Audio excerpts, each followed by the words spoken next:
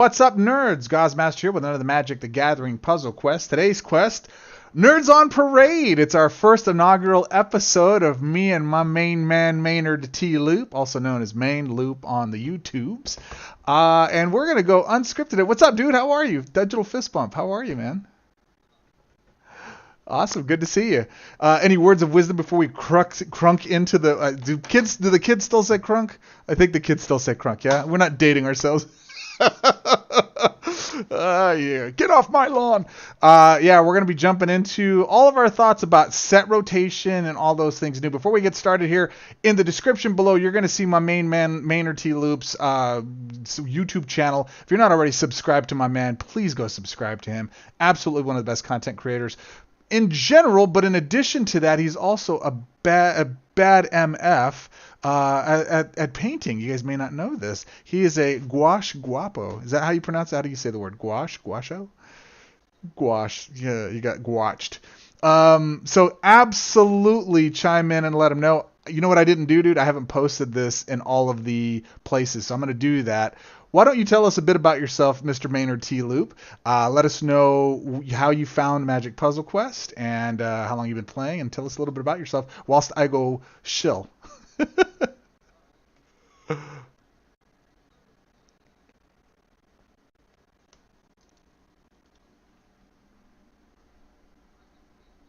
Mm. Mm-hmm.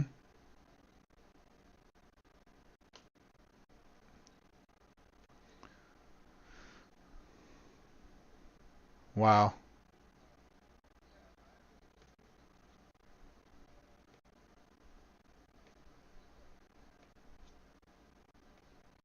Mm-hmm.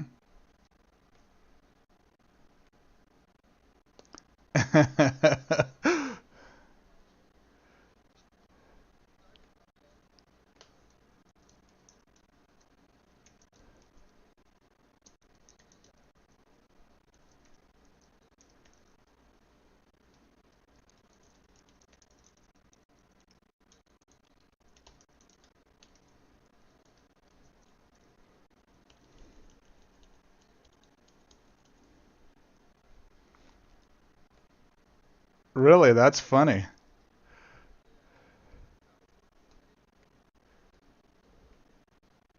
Wow.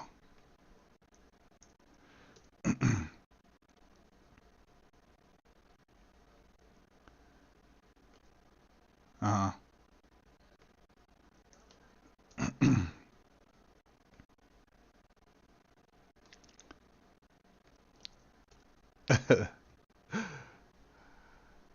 Uh-huh.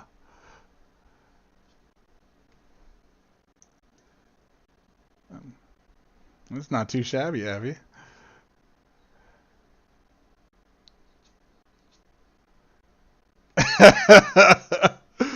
Yeah.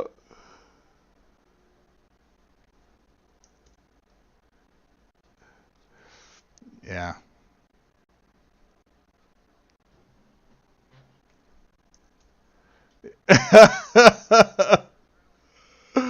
Uh, 100%.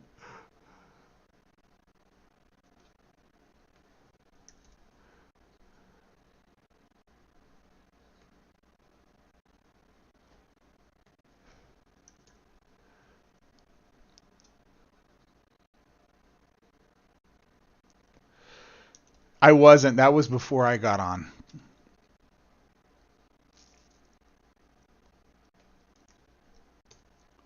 And now, I'll be the lifetime, real time meme sound effects. Pay no attention. Continue, please.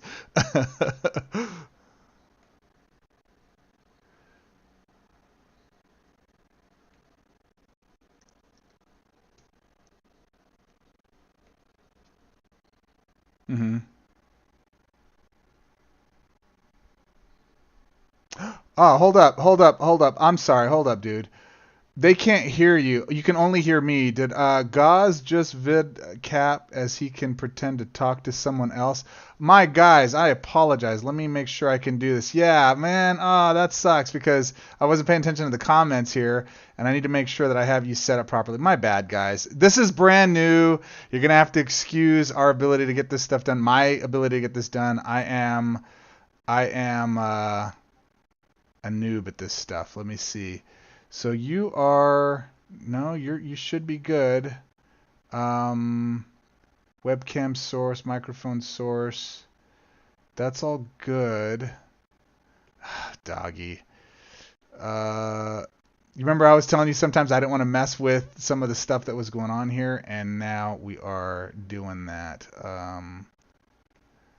Audio settings. No, I know, dude. My bad. Collab cam, that's where it is. Well, see, what's crazy is I can hear you, right? Yeah, no, I can hear you, but they can't. I know. This is annoying, and I don't know what the setting is for it. All right. How about now? Can you hear me? Okay, how about you talk? Can you guys hear him? Webcam source. Hi, right? I know. That's terrible. Yeah, it's a tandem stream if we can get the audio working. If not, I'll just have to repeat everything he's saying for you guys. Can you guys hear him okay or no? Yeah. Here, let me see here. Hold on.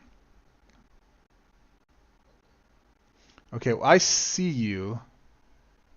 Let me check the settings. No, negative on main. Okay, let me see this real quick. Filters property.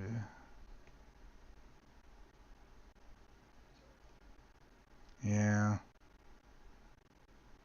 Actually, it's not. Talk again?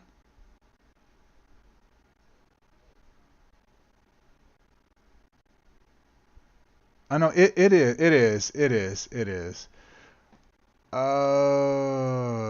Weird. Why is it not working? God, doggy. I'm really sorry, guys. I'm really sorry. Please bear with me while I get this done. Don't hang up on us.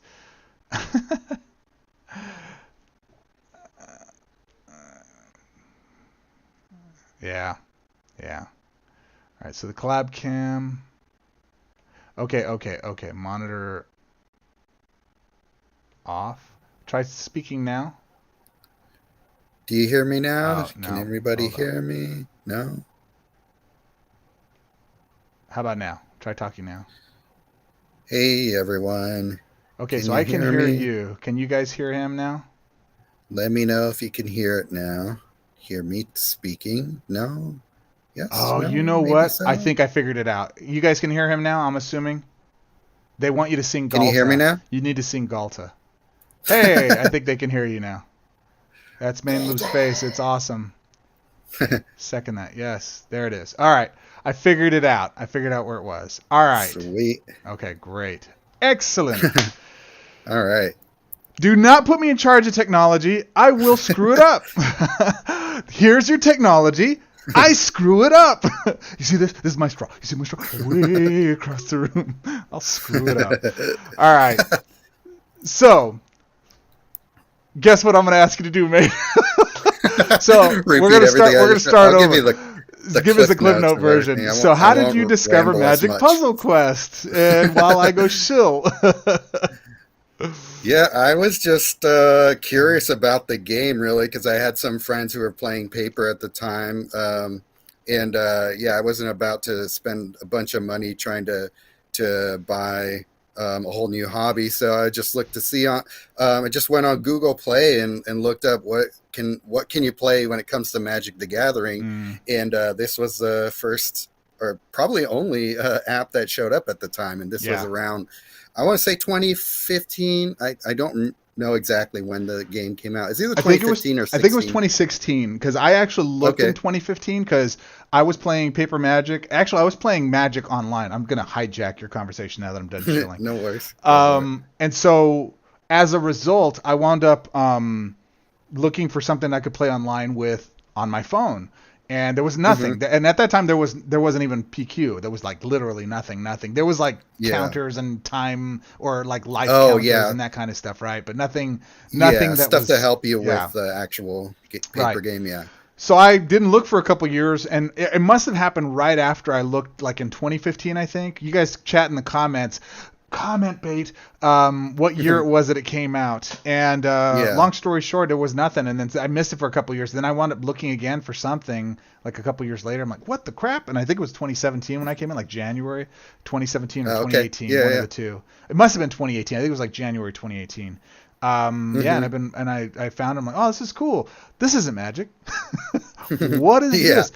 I remember when I first started playing, I was like I was chatting in the chat to the person that I was playing against, thinking, why aren't they talking back? Why isn't nobody talking back? This is weird. Oh, yeah. And then when I was getting attacked, like I was angry because I couldn't figure out how to block their incoming attacks. I'm like, how do I assign blockers? This is garbage. Why doesn't this work? I didn't realize that's not the way Magic Puzzle Quest worked. What was your first mythic you pulled? Do you remember? My very first mythic, it might have been something like Scab Goliath or something like that. But I was saying earlier that the first one I can remember that I got from like a coalition, or the first one that actually like made a difference for me was Ulvenwald Hydra. That was a really good card I still sometimes use, actually. But it's because at the time, it was hard to come by certain cards because there were no elite packs, there were no jewels, there was no way to target cards you wanted. It was all RNG. Like the best you could do is just buy a premium pack, which I don't even think they were called premium packs at the time. This is how far back we're going. And I believe they were more expensive. I think you got more cards, but they were more expensive per pack.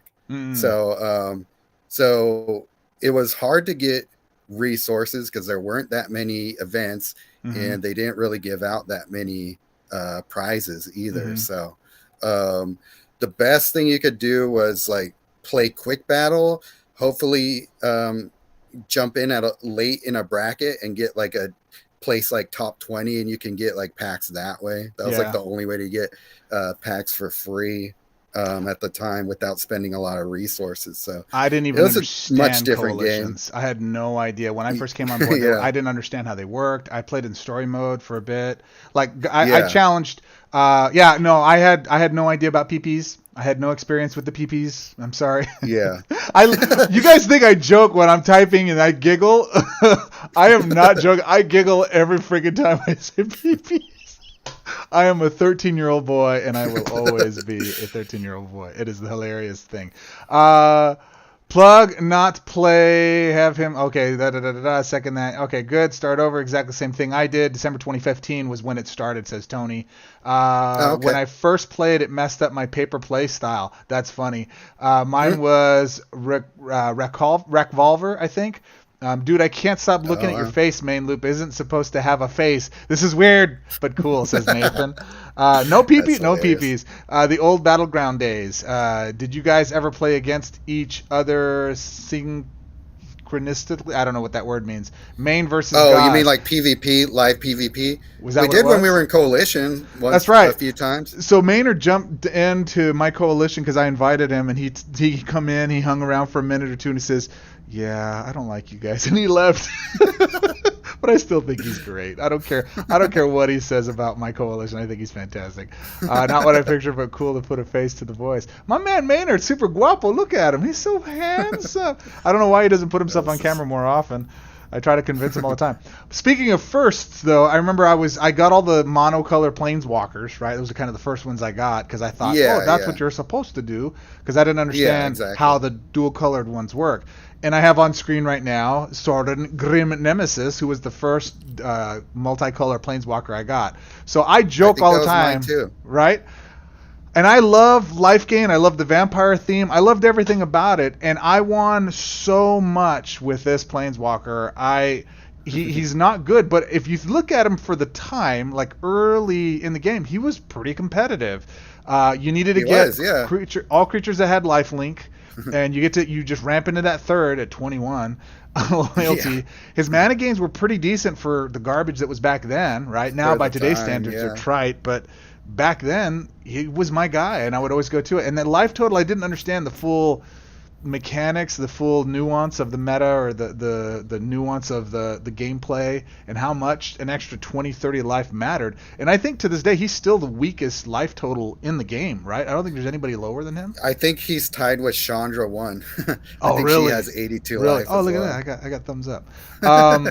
That's funny. But and yeah, that's the funny. meta back then was you just load him up with a bunch of kill spells and just hold on for dear life. Yeah, you just eliminate every little thing that came at you and you went. But Yeah. I won't lie to you. There's been a lot of times where, especially when AOD was in standard, I was like, oh, here's the deck, and you have veto, and it was great. And that play style, right. that was really before a lot of the Kayas were out. We had maybe one. I don't even think we had any Kayas. I think it was before the Kayas came out. I'm not sure though. Because I took a 2-year break from the game, and he was pretty much the only black and white walker for the first 3-4 years of the game. So Yeah, and that was always one of my favorite color styles. Actually, my favorite color style. Can you guess? What 3 colors were my favorite color style? Black, white, and blue. Black, white, and blue. Because in Paper Magic at that time, before I really got on board, I was playing Teferi Hero of Dominario deck. So the win con was you just reload him back into your deck. This Paper Magic, you reload them into your deck, and you just deck your opponent because they're only having 60 cards. So you could actually, take your Teferi, you could put the permanent third card into your library, and so you would just continue to draw the same cards over and over and over again while you had everybody locked down, and they just decked themselves. It was ridiculous. It was the worst, most miserable form of control. It was great. It was great. Yeah, Daxos, I think, was the next black-white one that came out, and then when Dakin came out, right, that's when I was just Esper Control. That's what I played in IRL Magic. When I first started playing Magic the Gathering back in, I don't even want to say, back in my high school days, so there was Alpha was the first set, Beta was the secondary set, Unlimited was the third set. I came in Unlimited right before Antiquities and the rest of those stuff started coming out. So that's when I actually started buying cards. And you may not appreciate this, but our nerd collectors here, I had Ancestral Recall.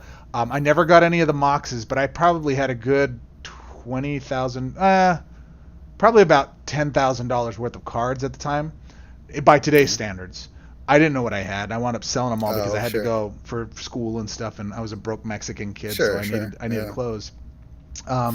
And so that's what I did, but I look back at it now and I'm like, damn, I really wish I still had those cards because there was a lot of them that were pretty badass.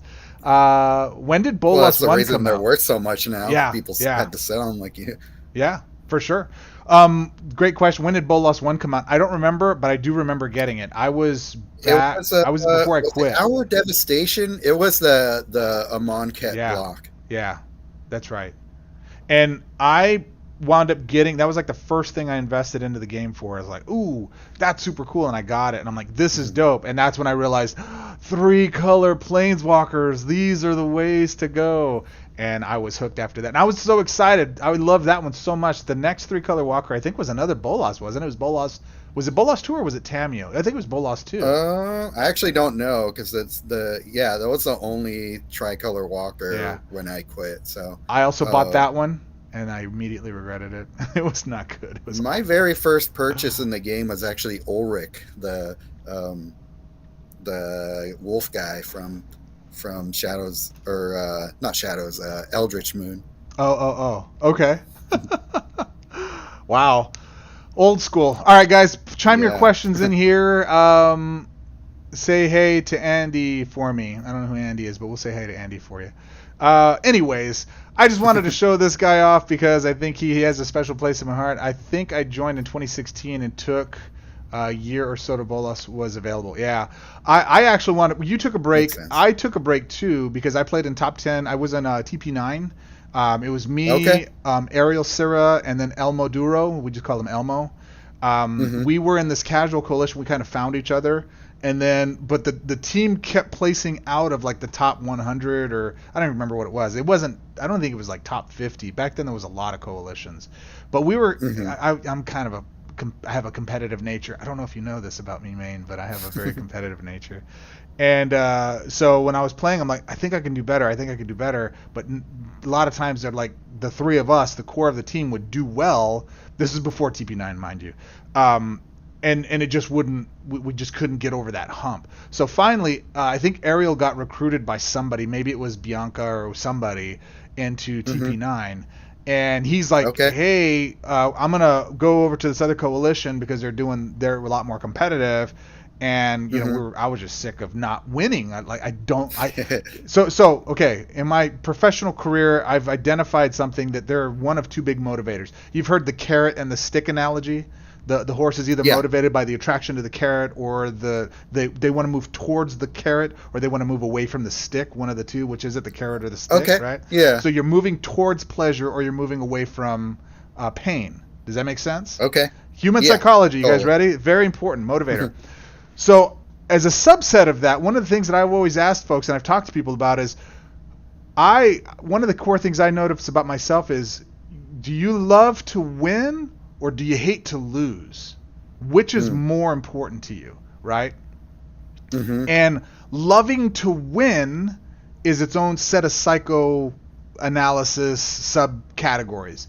Hating to lose is one of those things where, for me, my own personal experience is, bro, I would get so mad when I would lose. Like, I would fling my phone and my kids would be like, what's wrong, Dad? I'm like, nothing. And I lost a point, and like, what the hell are you, my wife, what the hell are you talking?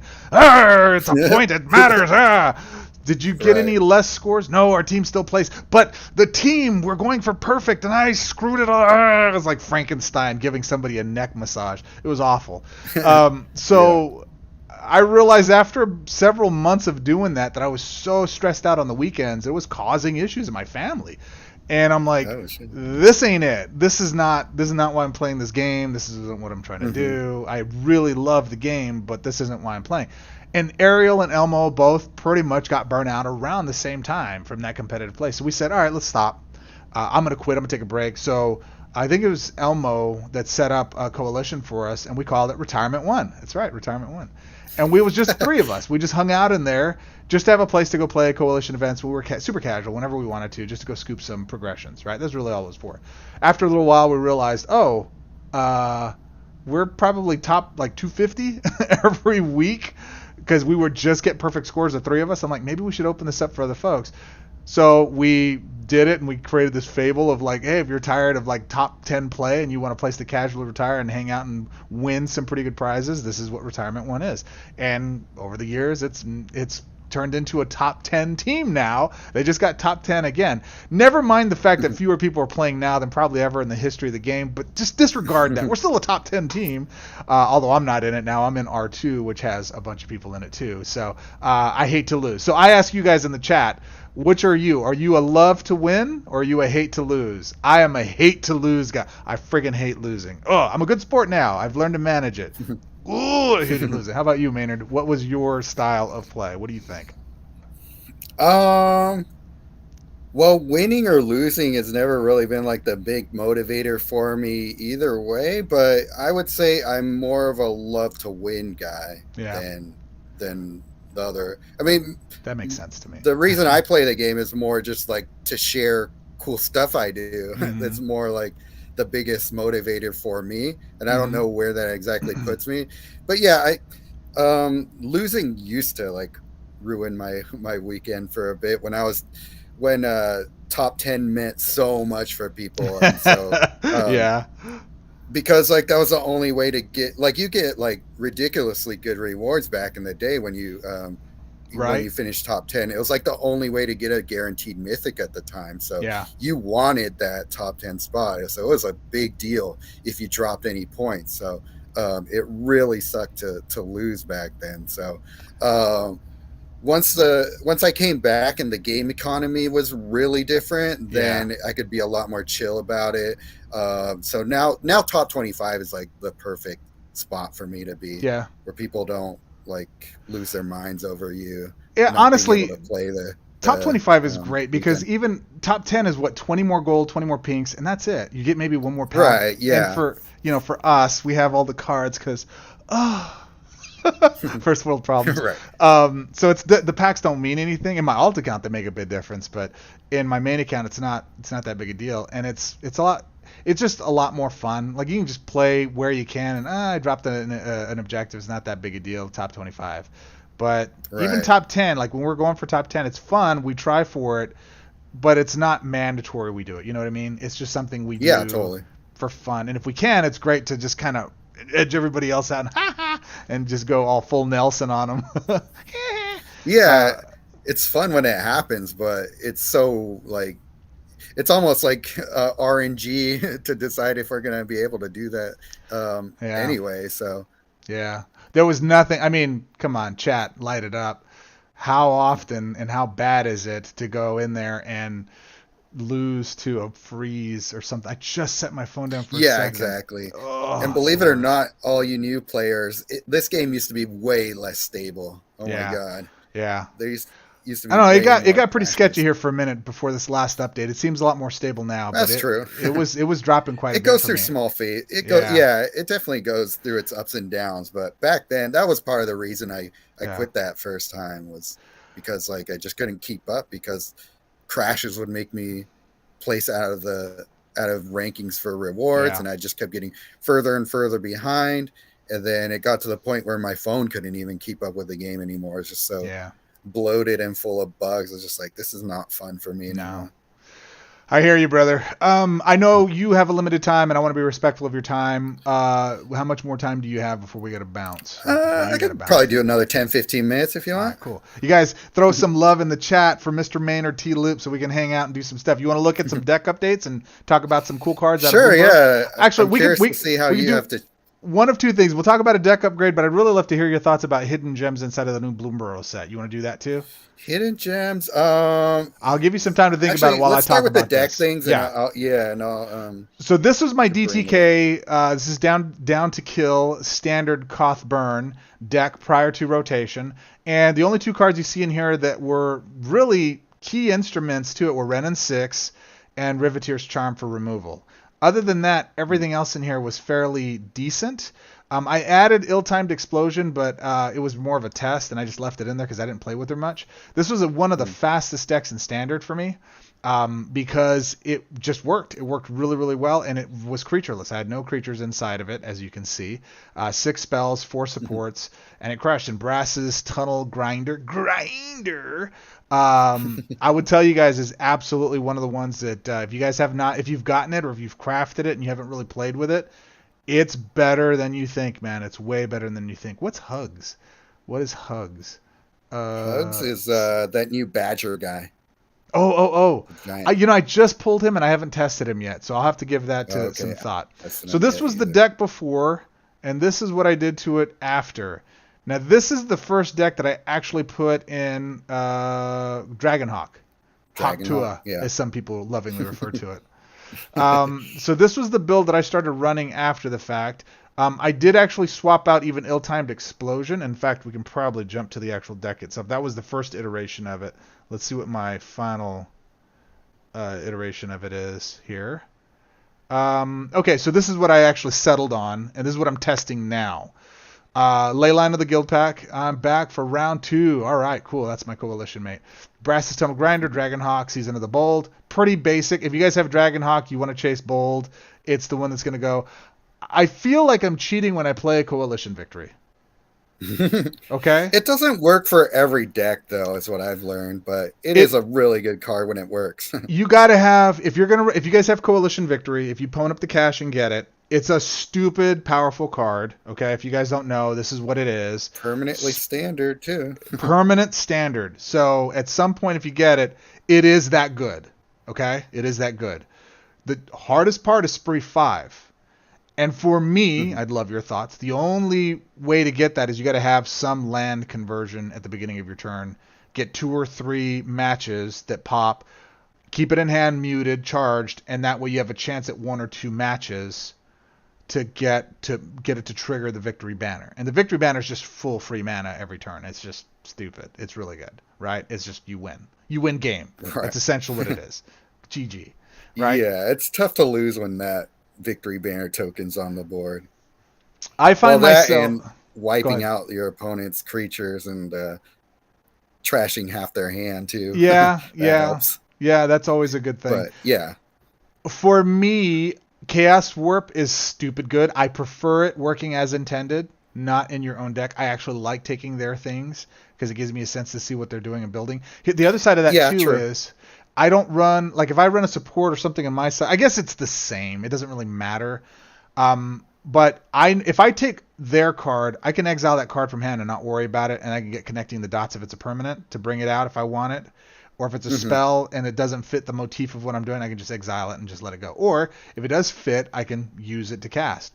The other side of that, though, is if I take one of their supports, it gives me a lot of... I like being able to get things that I normally couldn't play inside of my deck, especially if it's a mono red deck. I can go take a Healer of the Pride. I can go take... I can go take Aegis. I can go take Aegis and use that in my deck, in a mono red deck. I love that and being proactive in what I choose. Villainous Wealth, I don't like it because I'm taking things from their deck and I don't have any say, and I'm just getting the 2, and then I just have to exile them if I don't want them. And the other side of that too is I mentioned this inside of the Discord. If you guys aren't in Discord, you should get in the Discord. Link in the description. Typical YouTuber. That the reason I like Steal Your Girl is because Greg takes time to cast the thing, put mana into it, waste resources, time, effort, energy, swaps to put that thing on the board. And I'm like, thank you. You did all the work. Now I get the thing. And I think that's hilarious. I love that. I love making Greg suffer. And the other two things that I think are fantastic here, if you guys aren't playing with them, I've said it before, I'm going to say it a bunch. Big shout out to Opera Stomper, my man Oppie. He was the one that really shouted out the PM2 lands. And these things work ridiculously good. I mean, to the point now where I'm rethinking deck builds, and I want to go get the others that are in color. I want the blue-red one for sure. That's one of the ones I'm actually chasing in PM2 because I know what that can do. And in this instance, I have both of these, Polluted Delta and Bloodstained Mire. I may be changing up Polluted Delta out for Sunken Citadel. Thumbs up. So that I can actually do, it's my monitor, I don't know why it's doing this, so that I can actually have that conversion hitting the board when it does. Other than that, man, this deck works pretty well. You don't have to have Coalition Victory. In fact, I find it's a little bit unreliable in here. However, somebody in the chat and Discord posted a deck they said wins in like 2 or 3 turns. Cool. I'm excited to play with that and test that out. I haven't yet, but I'm seeing a lot of Calamity with Dragonhawk. I'm seeing a lot of Quintorius Canned, who I've been preaching Quintorius since he came out. I love Quintorius Canned. I'm glad to see he's getting the recognition he deserves. He's a dope he's walker. Ridiculous right now. He's so good. So good. So he is the new Jaleva, and he's a permanent planeswalker. So gotta hop off. Thanks for sharing your thoughts, Goz in Maine, says Tony. Thanks, man. Appreciate you being here. I'm out too. Love, peace, and see you later, D. Well, they're wrapping up. Cool. Let's go through some cards. Any other updates you're seeing that's been a good permanent replacement for some other cards you've been seeing? Well, I've been playing a lot of stuff that hasn't, like I've been saying on Discord that I've been playing. I updated my decks about 2 weeks ago in prep for the rotation. So, yeah, I have a ton of stuff that I use. I mean, I've been, my favorite, conversion combo right now is, what's it called? Omen Path plus Sunken Citadel. Yeah. Especially in green, that just goes insane. Yeah. Especially if you like chain a bunch of them together and they hit each other and just blow up the whole board. That's really fun. That is a lot of fun. I mean, I could get into the little hidden gems that I found with the what do you call it, Bloomburrow so far. Okay, let's. Yeah, I want you to keep that in mind, but let's do a quick game of chase or pass. Chase or pass. Okay. All right. So I've got the mythic. Good. I've got the masterpieces up. I've got a masterpieces up right now, and then we're gonna go through those and see what you think. All right. Just real quick off the top of your head. I like that idea. Blasphemous Act. Pass. Chase or pass. Chase. Why? I like this card a lot. Well, it gives mono red another way to really hurt your opponent. depending on what you're playing it with, you can really reduce that card cost by a lot. Mm-hmm. Especially if your opponent's playing a bunch of tokens. There, you can usually wipe out whatever your opponent's doing with that card. Mm-hmm. And I like the fact that it hits your opponent for 15 as well. And then if you pair this with Fire Servant, one of those cards, you're doing an extra 15 damage to everything too. Nice. So that's great. The only thing, it's a little costly, Mm-hmm. but well, it should reduce if you're another... playing mid game, late game. It should be reduced in cost as long as you're not behind. If you're behind, right? Yeah, that's where it's going to cost you a bit more, right? Card. Early game or behind card, I don't think it really serves you. I don't have it. As you can see, you do not own this card. The red text says to me loud and clear, "You suck, Goz. You're unworthy of such a wonderful card." But I can't wait to get it and test it. I think it's a chase card, and I think in the right build, it will make a good thing. Case in point, Rona. Yeah, that's really fun. Rona is the replacement for Quiza in an Obnixilis deck. This card would work with that. Oh, right. Okay. You can circumvent the cost that way, and you wind up getting a free spell card for free. We like free. All right, next card. Rolling Hamsphere. Pass or it's chase? Not a chase. It's Say not no a more. Chase, but it's Say no fun more. as hell. Oh, is it? All right. Why is it fun? Yeah. Well, I've been playing it in PvE because I've been mastering stuff a lot. Mm-hmm. It's really fun to pair with Sword of the Squeak. Okay. Which we'll probably get to later. Another Bloomburrow. It's in this list, yeah. Yeah, and if you're able to keep the hamsters around, they get pretty big, and they do a decent amount of damage. They give they hit your opponent for another extra 15 damage or something. A lot of times, if it gets to that point. But I don't know. It's not a competitive card, but it's just really fun to play around. Would you run it in a coalition event? Depends. Probably not. Okay, that's the answer. Perch protection, chase or pass? I will say pass. I don't have it, but I don't see anything that makes it really worth I don't have it chasing. either, so I can't give you a decision on it. Chaos Warp, I already know your answer on this. What is it? Chase or I pass? love this card. It's a chase. We already talked about it at length. I'll take this one. Again, I like being able... I love... It is Requisition Raid in red, where Requisition Raid is in white. This is in red. So this allows you to wipe all of their supports, all of their creatures. And again, why I like, again, Webcore is so freaking clever in their card design. I don't think people understand how good they are while you're playing this. Think about it. I'm going to go choose from their deck a thing that I'm going to go destroy their things with. That means if they're running a bunch of supports, I'm going to go pick one of their supports. If they're running a bunch of creatures and spells, but they have a bunch of creatures on board, I'm going to go run their creatures, right? If they're running creature lists, they're probably going to be leaning on supports as well, right? I can go destroy those with, a support that I'm pulling out of it. So I just think it's really well designed. It's fairly costed. I think its flexibility is good, and you're also getting hand advantage because you're picking a card from them. And if it's a permanent, you can exile it with connecting the dots, so there's synergy there. I think it's just a great card. You guys should absolutely chase it. Wonderful, wonderful, wonderful. All right, next one is Octomancer. I don't have this. Do you have this? I do have it. Fun card, but it's not a chase. I don't think. Maybe for some people, it's too fragile, really, at the end of the day. Yeah. Swarmyard Massacre. I don't have this one. 15 mana. I don't have it either. Create X Squirrel tokens. I think it's chase, but until I have it, I don't know. Anything that's create X tokens can be effective. X is what? X is equal to the amount of black. That's stupid. That's dumb. For 15 mana? Okay. All right. Black. Oh, come on. Black, white, Healer of the Pride. Let's go. All right. It's still not a chase for me, but I hear what you're saying. Chase. All right. We disagree. I don't know. We'll see. Do we need to say anything about Tempt with Bunnies? Is this the strong? Is this not talked about this card yet? Is this the strongest card in the set? It's up there. Besides a card we can't mention. Oh yeah, true. Yeah, that card's that's stupid. not fair.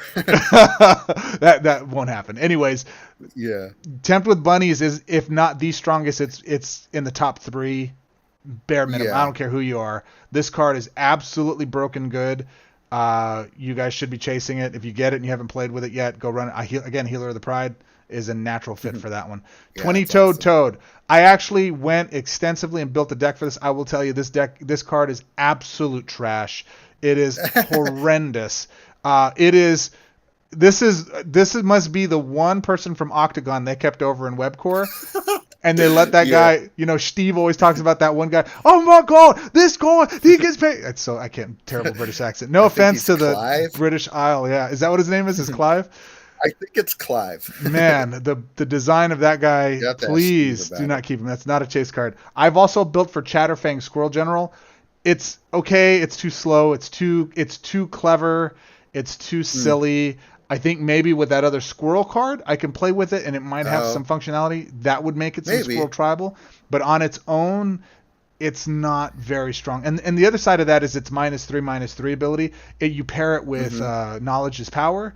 And it just, I heard that's not working it's right. Bugged. Though. It's not working now. Maybe that's who I heard it from. Yeah, it's because I was testing it. It's bugged. So it's not. I've tried always, a little bit. It's not a chase card. It's not a chase card. We'll just move on. Rapid Augmenter. Have you played with this? I haven't really. Oh, barely. It's in my mastery deck. It's not a chase card. Not chase. It doesn't Moving do on. enough. Moving on. Relentless Rats. Chase or not? Or chase or pass? It's not a chase, but it has its uses. Okay. With I think it has power, potential. it's all right. I think it has potential. Yeah. I think it has potential. We'll see. Chase, easy, Sword of the Squeak.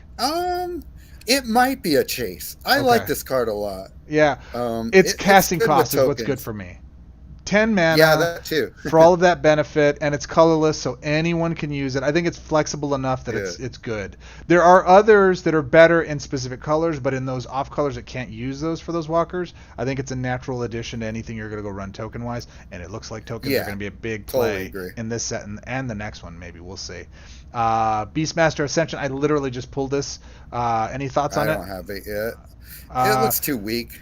Yeah, I agree. It's only 9 mana, but it's definitely not a chase card. At the beginning of your turn, creatures you control get +X/+X. At the beginning of your next turn, X is this card's level. When that's permanent. It is permanent. At the beginning of your turn, creatures you control get +X/+. Oh, until the beginning of your next turn. Excuse me. Incorrect. Pass. Anything with that just automatically. I don't have this card. I can tell you this is chased. Yeah, I want this card. This is the new Thunderous debut without the nerf. Period. Period. Chase it, and I don't have it, and I'm chasing it. It's the last card I'm chasing. Swarmyard is good. Swarmyard is very good. Is it chase? Yeah, I think it looks good. I think it depends on if you're playing rat, insect, spider, squirrel, tribal. It's a nice little addition for 7 mana. It's kind of a no-brainer, and you gain 5 mana right at the top. It's a good little card. I like it a lot. Time for Mythics to do a round of Mythics. Yeah, let's go through the Mythics real quick. All right, my man. All right, we're going to go with Rattermouth Viper. This is an exclusive that's available for IRL Cash. Okay. I played with it a little bit. What'd you think of it? I think it's good. I think exclusive should be great. True. If I'm going to pay cash, the school of thought, what do you guys think on this? Should cards you have to pay cash for be great, and thus byproduct, does that make it pay to win if they are that good?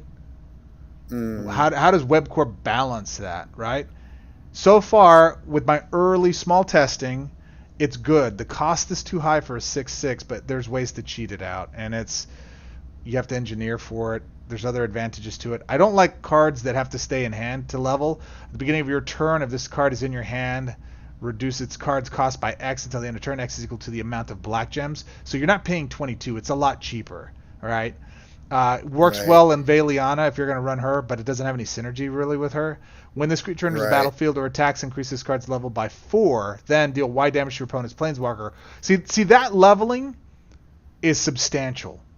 So 4 or 5 turns in, it's doing enough that I think it's significant. I think this is a good Timmy card. I think this is a good newer to mid-tier collectors card.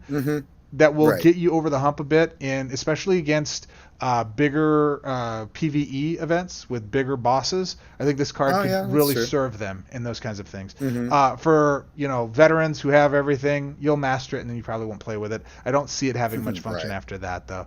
I Lumra, agree. Bellow of the Woods. Have you played with this? I have not played tested this at all. No, but I've heard it's really good Okay. from coalition mates. So So Chase question mark.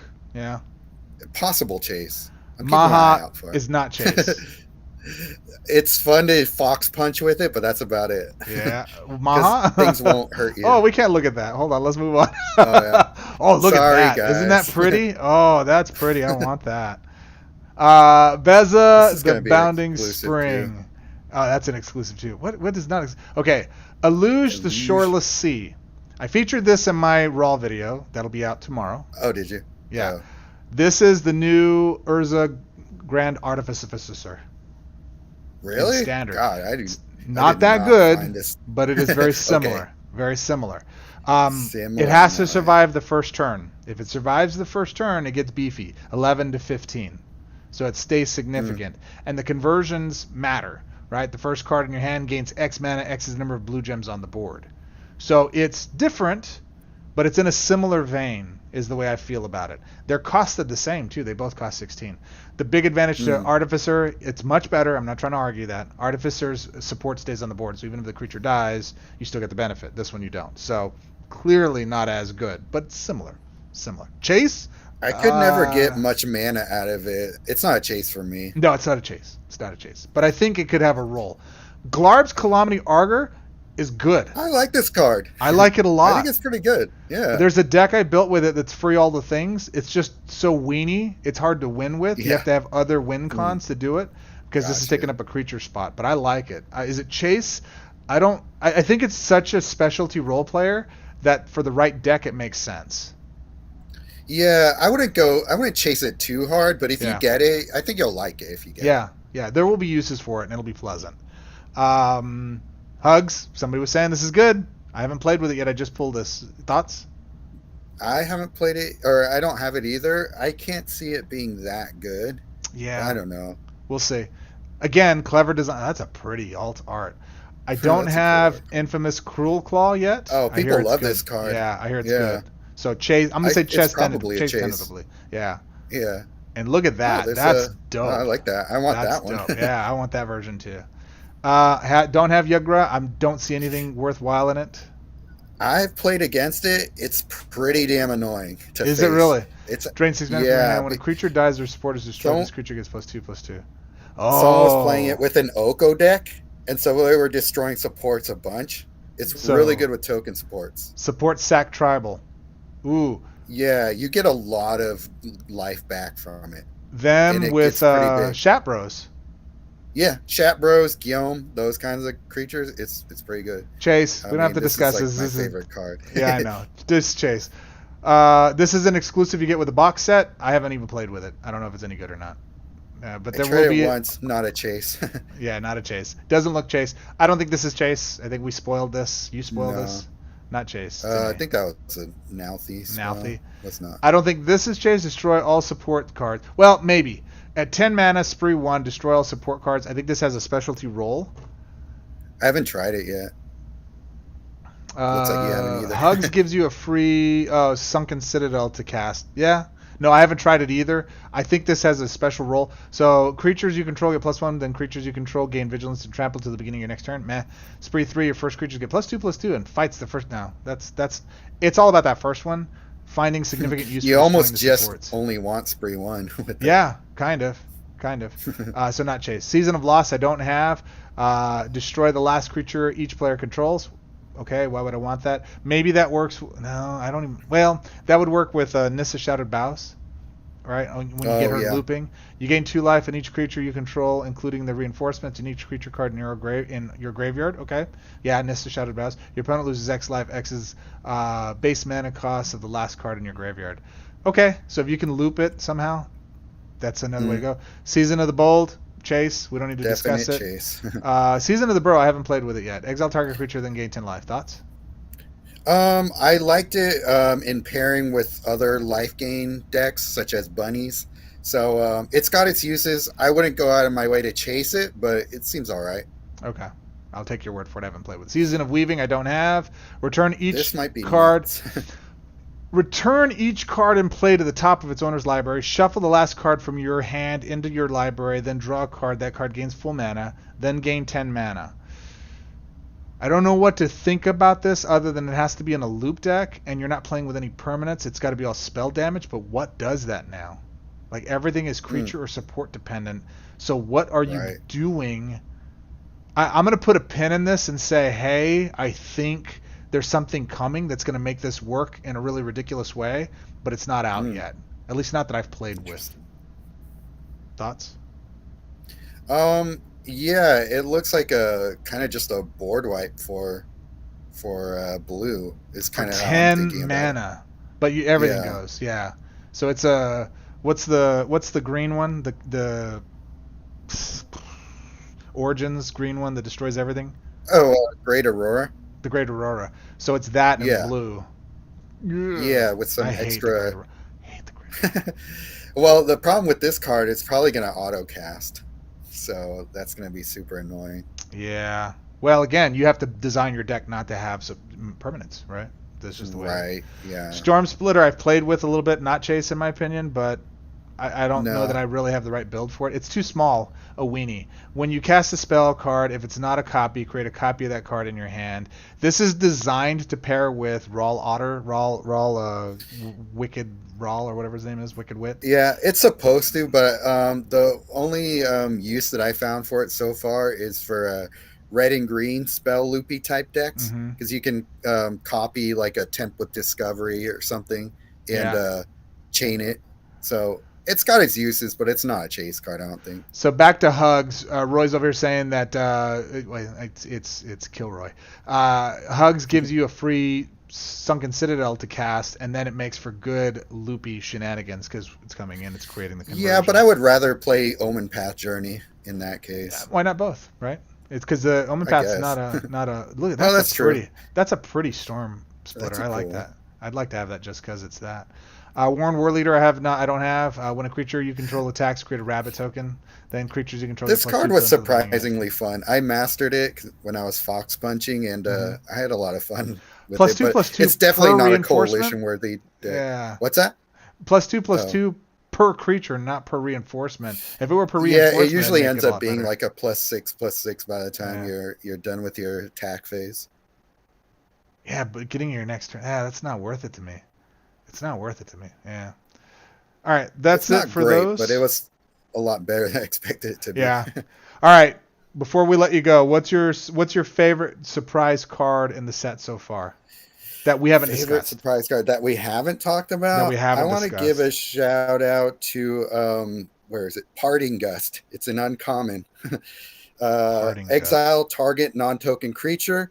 You can target. You don't have to target your own creature. You can target your opponent's. So it's basically creature steal with white. Yep. So, I love this card. I think it's great. It's great. Yeah. Is this the new? Is this the new Sleep with the Fishes? It's got its. I could see. I see what you're saying. Could be. I don't know if I don't think they're similar enough cards to call one. I think the one advantage Fish had was it locked the board, and Greg doesn't replace creatures, right? He might with Casualty. This is going to be very interesting. Greg would sack creatures with Casualty all the time, so he'd make room on the board. Right. That's out of standard now, so he's not going to do that anymore. So he's locked down. So Aegis is now the way that you lock it down and you take the creature and you sack it. But that's just that first creature. The other two stun counters are what you can lean into, but that's too much. Stun counters suck because it doesn't disable them right away. You got to wait till the beginning of their turn. And they could have 50 stun counters on them. Doesn't matter. Phyrexian Vindicator still sitting there waiting. Says, "Come on, bro, attack! I got you." And that's it, right? True. But now that there's no casualty, he's not going to replace stuff. So there's no permanent lockdown anymore. I'm curious to see. I bet you we have some type of, and I haven't seen anything yet from Duskmourn, but I bet in Duskmourn we have something that just petrification or fear or something like that that just freezes people down in some way. That would be great. That might be interesting. This is a solid card. Good pick. What One else? last card I'll shout out Yeah. in the low rarities. Scales of Shale. Permanent lifelink and shield counter on a creature. It's 14 mana, so it's not cheap, but permanently giving a creature lifelink is always pretty relevant, I would say. I didn't realize it was permanent. I just always expect till end of turn or till the beginning of your next turn, right? Well, that's why this one stood out for me. Yeah, that is good. And it's black? Mm-hmm. So that's your whatchamacallit replacement. Mask of Grizzlebrand replacement. Mask of Grizzlebrand? Yeah. Yeah, because exactly. Lifelink is really struggling in those, and that's it. You know what I'm going to shout out? I got 2 cards I'm going to shout out. Actually, I'm going to shout out 3 real quick before you go. All right. Kitnap. Have I made enough stink about this card? This one. This card's phenomenal good, right? It's all about that last paragraph. Actually, the first paragraph plays too. Okay, so if you give them a gift, it's a random simple token. It's like, who cares? Yeah. Whatever. just give them a thumbs up. Whoa, give them 2 thumbs up. Ooh, do this. Woohoo! There you go, Greg. Enjoy it. But right. It's irrelevant. But when the support enters the board, target creature gains stun counter 1. And if you promise the gift, stun counter 2. So I can lock them down for 2 turns. So if it's early game, for 7 mana, next turn you don't get to attack me for 2 turns. Right? Or I can just pin you down. I can do something that just isolates. It's good control. It's a great control card. But that ain't it. I stopped reading at stun counter and I thought, stun counter, I don't need no more stun counter. We've got plenty. And then I read the bottom paragraph. At the beginning of your turn, gain control of the first opposing creature until the beginning of your next turn. What? Yeah, that's sweet. Oh, and guess what's always in first position? Phyrexian Vindicator. Thank you. Yeah. I'll take that bad boy. This is a great peasant way around Phyrexian Vindicator without removal and just using it to punish them for it. It's beautiful. This card is amazing. And this card has nice synergy with Run Away Together. Yeah. So here's what happens, kids. They have 3 creatures. You take the first one on your side. You bounce their token creature, which destroys it. Or you bounce a less powerful permanent creature that fills their hand up. Then you bounce the creature you're controlling, which is their creature too. That one gets destroyed because it can't get returned to hand. That's awesome. Chef's kiss. It is Love that. Beautiful. This is such a good card. And I'm so glad they didn't make it 12. Can we just give applause to Webcore? Exactly. 2 was perfect. You didn't need to mess with 2. Yeah. 7 is about the upper echelon of, okay, no more than that. It's like just before you hit the speed bump, right?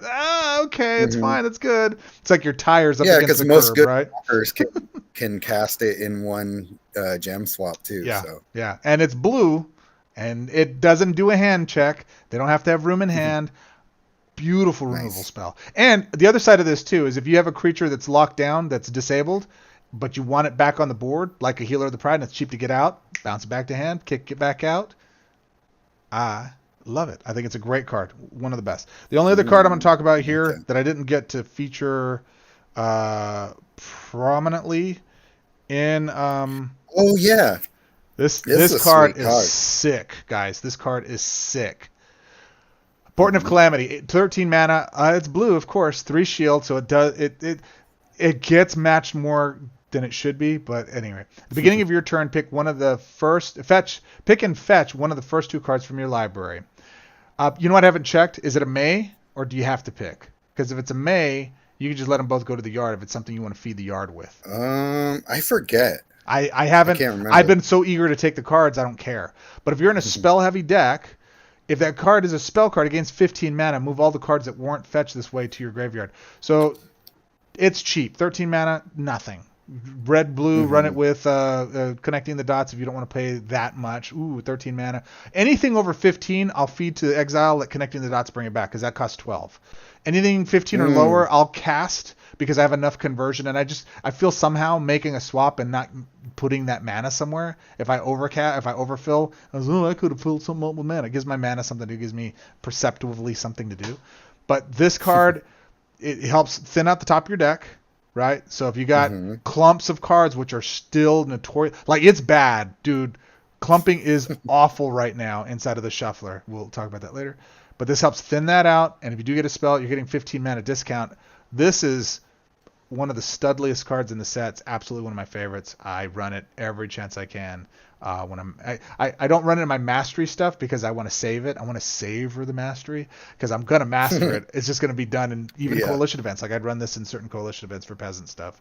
So there you go. For sure. I still think MKM has the best supports between Assemble the Players and Connecting the Dots. I think those two are your new Tameo and Teferi. I think those two cards are the absolute aces you should chase, guys.